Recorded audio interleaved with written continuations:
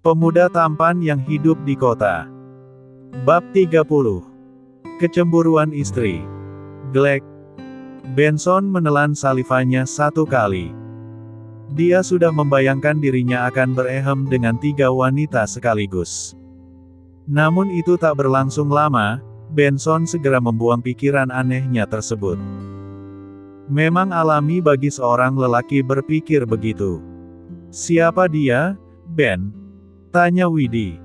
Dia dan Clara menatap Aura. Benson bangkit dari tempat duduknya. Dia segera memperkenalkan Clara dan Widdy pada Aura. Begitupun sebaliknya. Aura adalah alasan kenapa aku bisa sukses seperti sekarang, ungkap Benson. Dia segera menatap Clara dan Widdy secara bergantian. Seolah menanyakan maksud kedatangan mereka. Jujur saja, Benson sangat ingin memiliki Clara dan Widdy sekaligus. Jika bisa, Benson ingin menikahi keduanya. Itulah alasan kenapa Benson masih merahasiakan bahwa dirinya masih impoten. Clara setuju melakukannya, ucap Widdy. Aku melakukannya agar kau bisa sembuh, ungkap Clara. Tapi ada satu masalah. Sebelum aku jadi sukses seperti sekarang, aku sudah berjanji pada diriku sendiri kalau aku hanya akan berolahraga pada wanita yang kunikahi. Jika kalian ingin aku setuju melakukan itu, maka otomatis kalian harus menikah dulu denganku, jelas Benson panjang lebar. Dia melirik Aura. Cewek itu tampak terkejut. Bagaimana tidak terkejut? Benson mengatakan kalau dirinya ingin menikahi Clara dan Widdy sekaligus. Itu mengartikan kalau Aura akan jadi yang ketiga. Aku sama sekali tak masalah. Karena aku sudah menantikan itu sejak dulu, imbuh Widdy yakin. Mungkin itu akan sulit bagiku. Tapi aku memilih menikah denganmu daripada terus hidup dalam kekangan. Selama ini keluargaku telah membuatku sesak. Aku bersedia menikah denganmu, Ben. Meski harus berbagi dengan perempuan lain. Karena menurutku itu bisa dilakukan. Karena dulu kita pernah begitu, kata Clara. Benson tersenyum senang.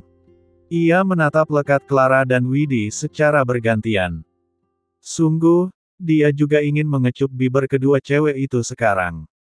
Namun karena ada Aura, Benson merasa harus bersabar. Kalau kalian sudah sepakat, maka aku akan segera menyiapkan pernikahan kita, ucap Benson. Clara dan Widdy mengangguk bersamaan. Keduanya juga sempat saling bertukar pandang dan tersenyum. Hubungan mereka telah damai. Setelah itu, Benson meminta waktu untuk bicara dengan Aura. Ia menyuruh Clara dan Widdy menunggu. Kini Benson dan Aura berdiri saling berhadapan. Kau sudah mendengar semuanya kan tadi? Tanya Benson. Iya. Apa itu berarti kau akan menikahi keduanya? Aura memastikan. Benson mengangguk. Ini aneh. Tapi hatiku menyukai keduanya. Bahkan bila disuruh memilih salah satu dari mereka, aku tak akan bisa, ungkapnya. Aku tak menyangka kau seperti ini, komentar Aura. Maka dari itu, sebaiknya kita tidak menikah. Aku akan menemui papamu di penjara dan bicara padanya baik-baik. Aku janji, akan menanggung semua kebutuhan hidupmu, tutur Benson. Aku percaya padamu. Dan buatlah papaku mengerti, tanggap Aura. Aku yakin dia mengerti. Dia pasti tidak mau melihat putrinya menjadi istri ketiga, sahut Benson. Aura lantas tergelak. Benson segera memberikan uang untuknya. Cowok itu juga menyuruh sekretarisnya agar bisa mencarikan Aura tempat tinggal. Hari demi hari terlewat. Benson telah menemui Ridwan di penjara. Sesuai dugaannya, lelaki itu setuju dengan pilihan Benson dan Aura yang tak mau menikah. Yang terpenting Benson sudah memenuhi kewajibannya untuk membantu Aura dalam hal finansial. Hari pernikahan Benson juga telah tiba. Lah hanya mengundang orang yang menikahkan dan saksi saja kala itu. Setelah selesai, Benson, Widdy dan Clara pergi ke hotel bintang 5. Mereka menyewa kamar suite untuk menikmati malam pertama. Benson berjalan sambil merangkul Clara dan Widdy dengan dua tangannya. "Aku sangat mencintai kalian berdua," ucap Benson saat memasuki kamar suite. Lalu dia kecup bibir Widdy dan Clara secara bergantian. "Berjanjilah kau akan bersikap adil," tukas Clara sembari melepas dasi Benson. Lam memasang tatapan nakalnya. Benson ingin segera menerkam Clara. Tetapi belum sempat melakukan itu, Widdy menarik jasnya dari belakang. "Ayo kita lakukan hal aneh sekarang," ujar Widdy seraya melepas jas Benson. Ia menghamburkan kecupan sama cowok itu. Widdy juga bekerja sama dengan Clara untuk melepas semua pakaian Benson. Hingga akhirnya keadaan cowok tersebut terekspos. Benson dipaksa baring. Saat itulah Widdy dan Clara saling bersiap-siap. Melihat pemandangan itu, Junior Benson langsung siap gerak.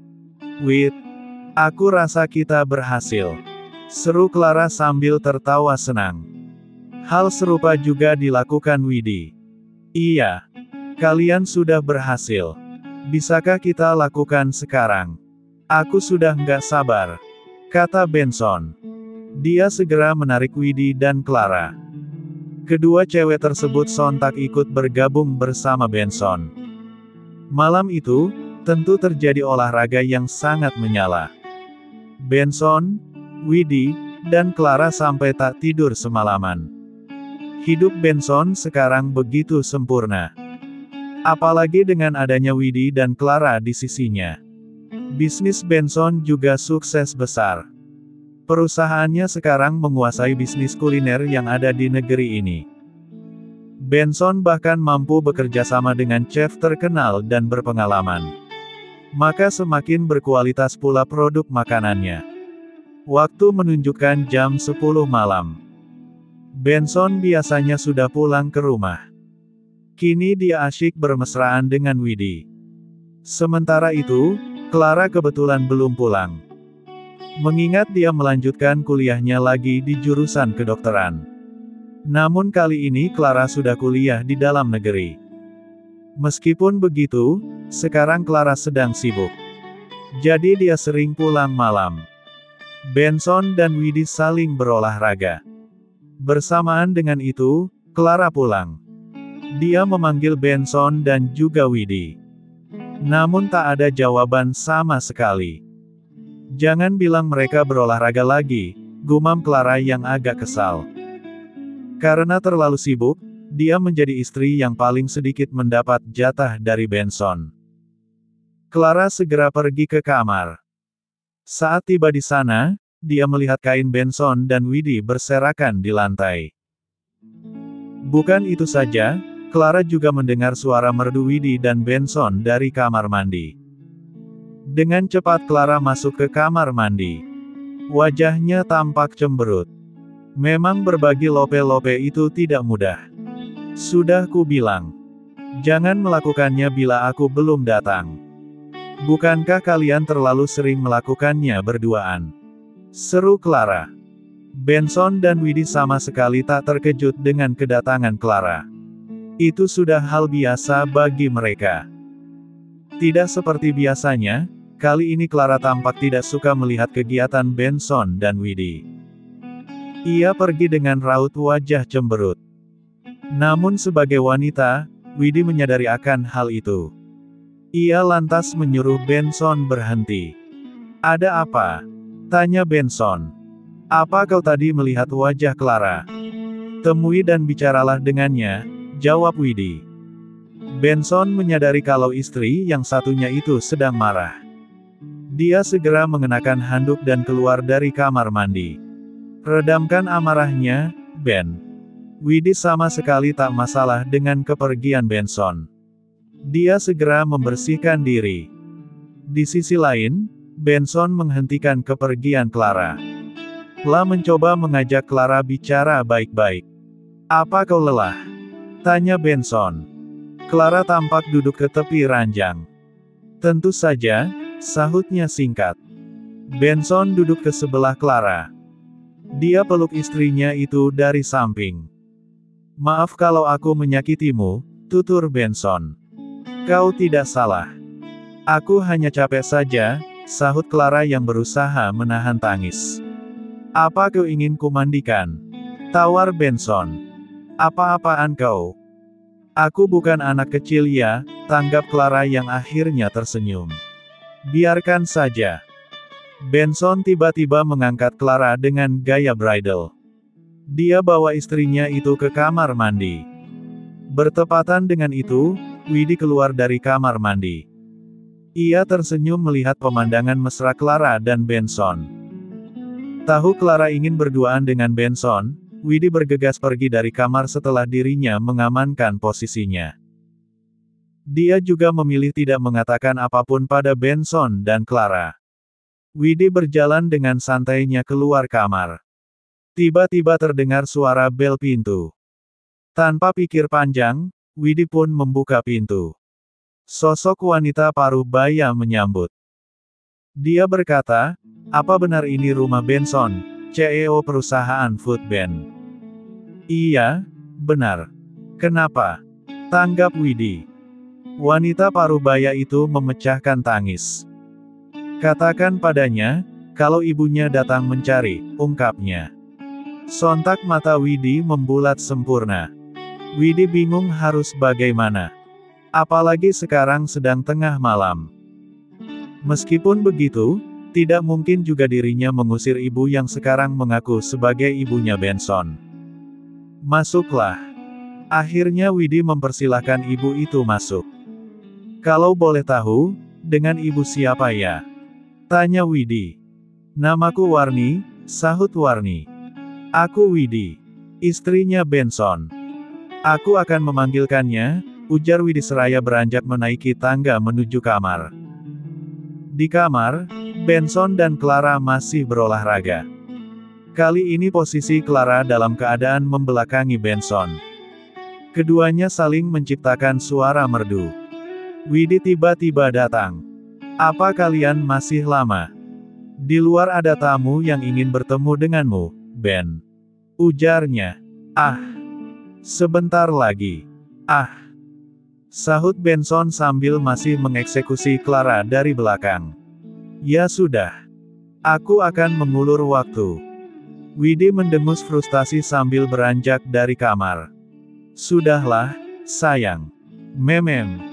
Kalau kau mau berhenti, berhenti saja." "Ah," ucap Clara di sela-sela suara merdunya. Benson hanya diam. Ia justru mempercepat tugasnya. Hingga lenguhan Clara kian menjadi-jadi. Ia sudah beberapa kali mencapai batas ambang. "Ah, ah." Benson keliru saat mencapai pelepasan. Perlahan Benson lepas dan baring ke tempat tidur. "Jangan pernah memintaku berhenti saat aku belum lepas landas," cetus Benson. "Maafkan aku, sayang. Aku pikir kau terburu-buru," tanggap Clara yang terengah-engah karena, kurang lebih begitulah. Benson ke kamar mandi sejenak. Dia kemudian berpakaian dan segera menemui tamunya yang datang. Dahi Benson mengerut saat melihat sosok Warni. Wanita itu sangat asing baginya. "Benson, itukah kau?" ujar Warni yang tampak langsung terharu. "Ini Bu Warni. Katanya dia adalah ibumu," kata Widhi. "Apa?" Benson semakin dibuat heran. Warni berlari ke hadapan Benson. Ia genggam salah satu tangan lelaki itu. "Maaf baru bisa mendatangimu sekarang," ucapnya. "Maaf sebelumnya, Bu. Bagaimana kau yakin kalau aku adalah anakmu?" tanya Benson yang merasa waspada. Dia tentu harus berhati-hati. Apalagi dirinya sudah sukses besar sekarang. "Aku sendiri yang meletakkanmu di depan pintu panti asuhan hari itu. Aku terpaksa melakukannya karena masalah ekonomi dan juga karena..." Warni tak kuasa mengakhiri ucapannya. Ia perlahan tertunduk. "Karena apa?" desak Benson. Karena lelaki yang menghamiliku tak mau bertanggung jawab. Kau itu keturunan keluarga darah biru, Ben. Keluarga Sanjaya, tak peduli kalau kehadiranmu adalah hasil dari kesalahanku dengan ayahmu. Benson tersenyum miring. Ia menarik tangannya dari genggaman Warni. Jadi kau datang ke sini ingin memungut lagi sampah yang telah kau buang. Tukasnya. Ben. Tegur Clara. Dia baru saja muncul dari belakang. Menurutnya ucapan Benson sudah keterlaluan. Sementara Widi sejak tadi hanya diam. Sebagai anak yang juga hidup sebatang kara, dia sangat paham perasaan Benson. Maafkan aku. Aku kesini hanya ingin mengatakan kalau aku senang melihat kau sudah sukses seperti sekarang. Itu artinya pilihanku benar. Ishak Warni. Kau tidak tahu hal buruk apa saja yang kuhadapi dalam hidup. Itu semua karena kau membuangku ke panti asuhan. Geram Benson. Dia sangat membenci orang yang telah membuangnya ke panti asuhan. Orang yang telah membiarkannya hidup sendirian tanpa kasih sayang. Sudahlah, Ben. Clara berusaha menenangkan Benson. Clara benar. Sebaiknya kita bicarakan semuanya besok. Biar Bu Warni menginap di sini dahulu, imbuh Widi. Enggak. Aku nggak sudi dia tidur di sini. Tolak Benson. Ben, dia ibumu. Clara berusaha membujuk Benson. Kalau dia ibuku, kenapa baru sekarang dia muncul? Di saat aku sudah bahagia dengan hidupku. Sahut Benson. Aku mengerti perasaanmu, nak. Ya sudah, aku akan pergi dari sini, kata Warni sembari memakai tasnya. Lalu berjalan keluar dari rumah. Clara mencoba mengejar. Namun langsung dihentikan oleh Benson. Aku tahu kau benci padanya, Ben. Tapi ibumu tetap ibumu. Darahnya mengalir di tubuhmu. Widi berusaha meyakinkan Benson. Widi benar, sayang. Lagi pula dendam itu tidak baik. Kau sudah bahagia sekarang. Aku kira kau sudah menerima semuanya dengan lapang dada, ujar Clara. La menggenggam tangan Benson. Benson mendengus frustasi. Dia berpikir sejenak. Ucapan kedua istrinya itu berhasil membuat hatinya luluh. Ya sudah. Kejar dia. Suruh dia bermalam di sini malam ini. Tapi untuk malam ini saja. Ucap Benson tegas. Widi dan Clara tersenyum. Clara lantas dibiarkan untuk mencegah kepergian Wami. Warni awalnya menolak. Namun dia bersedia setelah Clara membujuknya dengan baik. Warni diantar oleh Clara ke sebuah kamar di rumah Benson. Satu malam berlalu. Benson bangun saat melihat hari sudah siang dari jendela. Ia menemukan dirinya terbangun sendirian di ranjang. Padahal tadi malam Clara dan Widi tidur bersamanya. Mereka pasti menyiapkan sarapan, gumam Benson seraya beringsut ke tepi ranjang. Ia segera beranjak untuk mandi. Setelah mengenakan pakaian, Benson pergi ke ruang makan. Di sana dia menemukan kedua istrinya bekerja sama membuat sarapan. Benson sedikit kaget karena selain kedua istrinya, ada Warni juga yang membantu. Dia hampir lupa dengan wanita itu. Raja kita sudah datang. Ayo duduk. Semuanya sudah siap, canda Clara. Cek. Berhentilah memanggilku raja, sahut Benson. Tapi pada kenyataannya kau memang raja di rumah ini, tukas Widi. Iya, Benson, dan Clara tergelak bersama. Warni tersenyum melihat keharmonisan Benson dan dua istrinya. Dia sebenarnya cukup kaget saat mengetahui Benson memiliki dua istri. Namun setelah melihat dengan mata kepala sendiri, dirinya sekarang paham kenapa Benson menikahi kedua perempuan tersebut. Semua orang duduk ke kursi masing-masing untuk sarapan. Kecuali Warni yang merasa enggan. Bu, bergabunglah sama kami, pinta Widi. Iya. Lagi pula Benson juga menginginkan itu. Benar kan? Sayang, kata Clara. Benson mengangguk. Ya, duduklah, ujarnya. Warni tersenyum senang. Ia segera duduk bergabung bersama Benson dan dua istrinya untuk sarapan. Bu, setelah ini aku ingin kita bicara empat mata, celetuk Benson. Baiklah. Warni mengangguk. Selepas sarapan, Benson mengajak Warni bicara di teras rumah. Dia ingin bicara serius dengan wanita yang mengaku sebagai ibunya itu. Beritahu aku, apa yang kau inginkan dariku? Tanya Benson.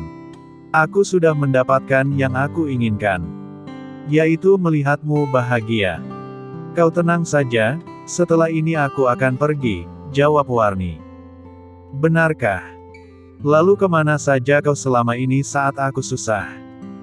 Benson menatap tajam Warni. Maafkan aku. Sebenarnya sejak kau keluar dari panti asuhan, aku berusaha mencarimu. Aku mencoba menemuimu.